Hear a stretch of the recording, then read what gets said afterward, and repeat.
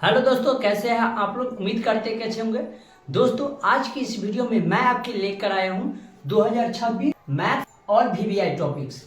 कहने का सेंस ये हुआ कि अगर आप 2026 में मैथ का एग्जाम देने वाले हैं, मतलब बोर्ड एग्जाम देने वाले हैं, तो उसमें मैथ्स का जो भी 2 नंबर का प्रश्न, जो भी 5 नंबर का प्रश्न आएगा, वो इसी टॉपिक से आपको देखने को मिलेगा। तो आप मेरे चैनल पर नए तो चैनल को सब्सक्राइब और लाइक कर सकते हैं। चलिए इस वीडियो में बढ़ते हैं। ये रहा कुछ टॉपिक जहां से एग्जाम में आपको क्वेश्चन देखने को मिलेगा, जिसमें सबसे पहला है यूक्लिड विभाजन एल्गोरिथम के सहायता से आपको मौसम बोलेगा निकालने के लिए। और एक जैसे प्लस माइनस गुना जो भी संख्या रहेगा उसको अपरिमेय संख्या आपको बोलेगा निकालने के लिए। तो यहाँ से भी 2 नंबर आपको एग्जाम में देखने को मिलेगा। तो ये दोनों टॉपिक जो हो गया, ये दोनों टॉपिक ये फर्स्ट चैप्टर का हो गया आपका। उसके बाद शून्य बोल सकता है निकालने के, और बहुपद का भाग मतलब जैसे रहता है ना, x से जो भी संख्या है x³ + 2x, इस तरह से जो भी नंबर दे दिया रहेगा आपको, अब बोलेगा उसको क्या करने के लिए, उन्हें भाग देने के लिए और भाग पर निकालना। तो इस टाइप का भी क्वेश्चन आपको देखने को मिलेगा। तो ये दोनों टॉपिक जो हो गया सेकेंड चैप्टर का है। उसके बाद अगला क्वेश्चन आपको पूछ सकता है संगत असंगत। पहले तो आसान क्वेश्चन पूछा जाता था कि कोई भी 2 समीकरण आपको दे दिया रहेगा और उसको बोलेगा कि संगत है कि असंगत दिखाने के लिए। लेकिन अभी जो है थोड़ा एडवांस कर दिया है, उसमें आपको बोलेगा संगत असंगत, लेकिन उसमें x का मान निकालने के लिए बोलेगा। और उसके बाद आयु से भी क्वेश्चन आपको देखने को मिल सकता है। तो ये हो गया आपका थर्ड चैप्टर से। इसके बाद अगर हम चौथा चैप्टर में बात करें तो द्विघात समीकरण से मूल निकालने का क्वेश्चन जो आता है वो हर साल आता है। तो ये आपको तो देखने को ही मिलेगा ही। उसके बाद उसी में एक क्वेश्चन आता है, उसमें आपको बोल देगा कि मूल बराबर है और के का मान निकालने के लिए। ठीक है, तो ये हो गया आपका चौथा चैप्टर, जहां से 2 क्वेश्चन निश्चित ही आपको देखने को मिलेगा। इसके बाद एपी है। एपी को हम समांतर सेट भी बोल सकते हैं। इसमें आपको 10वां पद, कौन सा पद 50 होगा, और योगफल, मतलब इस टाइप का 3 को क्वेश्चन कम से कम देखने को मिलता है। और एक में ये भी रह सकता है कि पांचवा पद मतलब सपोज कीजिए कि 12 है, 10वां पद इतना है, तो कौन सा पद 0 होगा, इस टाइप का क्वेश्चन भी देखने को मिलता है। तो अगर आप 4 टॉपिक कवर कर लेते हैं तो 3 क्वेश्चन कम से कम आपको बन जाएगा। त्रिभुज से एक आध क्वेश्चन पूछा जाता है। ठीक है, तो इतना दिमाग थोड़ा लगाइएगा तो बन जाएगा, कोनो भारी नहीं पूछता है। और जो भी रहो करता है तो आप ख्याल 1-2 टॉपिक नहीं भी होगा तो कोई फर्क पड़ने वाला नहीं होगा। ठीक है, तो त्रिभुज से भी 1-2 क्वेश्चन देखने को मिलेगा। तो ये 6 चैप्टर हो गया। उसके बाद 7 चैप्टर का वेटेज थोड़ा अच्छा है, क्योंकि नियामक ज्यामिति से क्वेश्चन अच्छा खासा क्वेश्चन देखने को मिलता है। जैसे त्रिभुज का क्षेत्रफल हो गया, विभाजन सूत्र से 2 क्वेश्चन प्रश्न पूछा जाता है, जिसमें एक आपको अनुपात दे दिया रहेगा, तो पिछला जो रहता है pxy निकालने के लिए, और pxy दे दिया रहेगा तो आपको पूछेगा कि कौन सा अनुपात में विभाजित करता है। तो विभाजन सूत्र से 2 क्वेश्चन में से कोनो एक क्वेश्चन देखने को मिलेगा। एक क्वेश्चन आता है जैसे संरेख है, बोल देगा क्वेश्चन की तीनों बिंदु क्या है, संरेख है, तो उसमें के का मान निकालने के लिए। ठीक है, तो ये के का मान निकालने के लिए आपको त्रिभुज का क्षेत्रफल 0 जो होता है ना, त्रिभुज का क्षेत्रफल बराबर 0, तो उस टाइप पर बनाइएगा तो बन जाता है। तो यहाँ से भी क्वेश्चन देखने को मिलता है।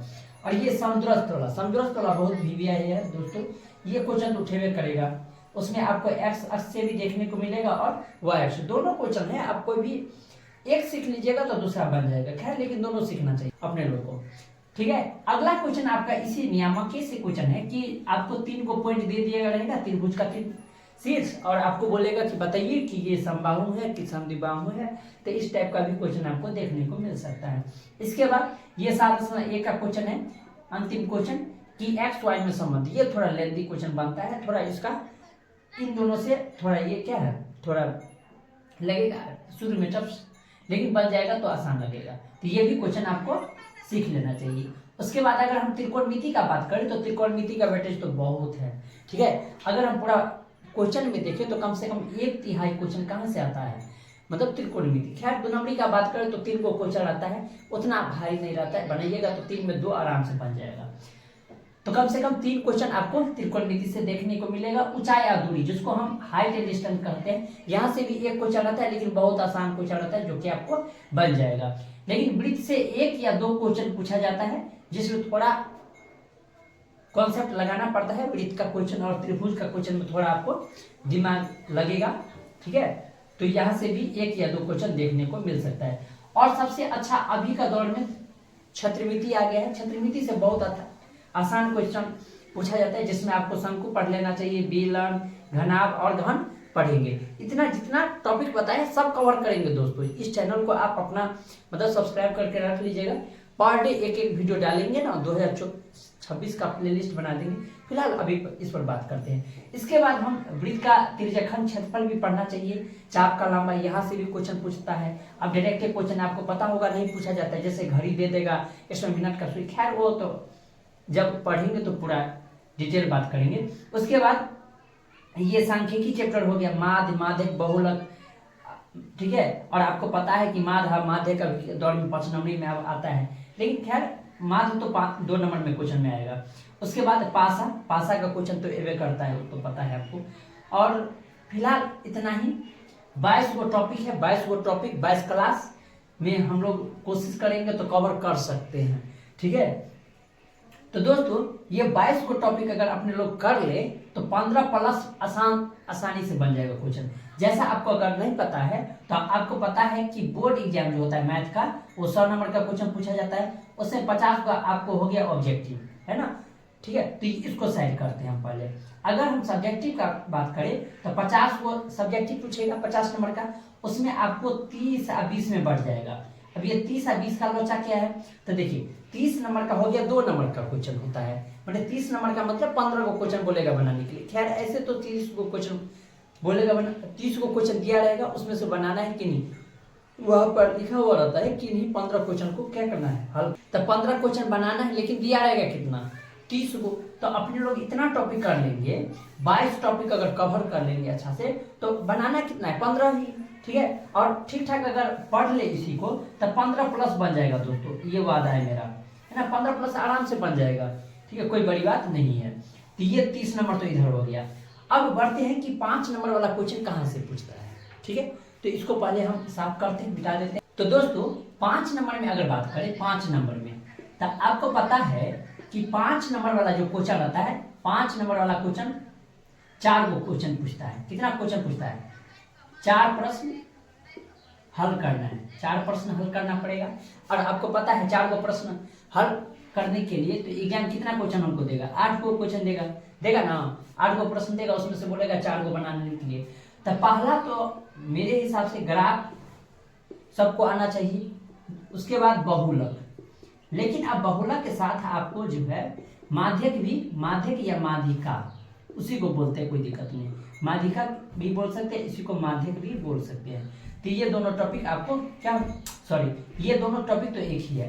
तो बहुलक और माध्यिका से भी 5 नंबर का क्वेश्चन देखने को मिलेगा, ये तो पूछेगा ही सेम टू सेम। इसके बाद आपको ट्रिगोनोमेट्री से क्वेश्चन, त्रिकोणमिति से एक क्वेश्चन देखने को मिलेगा। और अगला क्वेश्चन हाइट एंड डिस्टेंस, यहाँ से ऊंचाई दूरी, हाइट एंड डिस्टेंस, यहाँ से भी क्वेश्चन देखने को मिलता है।